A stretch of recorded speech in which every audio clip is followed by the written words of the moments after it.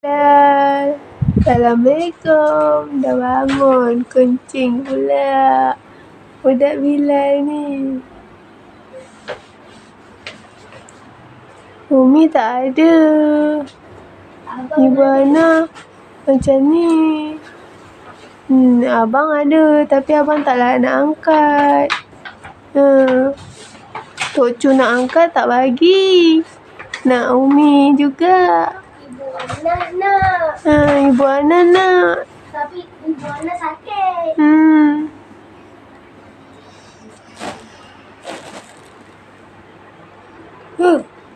Bang, Bilal. Korang tengok.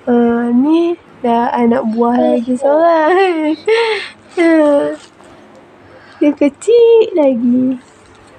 Berapa bulan tak tahu. Makan sikit saya tak nampak dah. Okey. Korang kalau suka boleh like, komen, subscribe dan tekan lonceng. Sis Nurul. Assalamualaikum.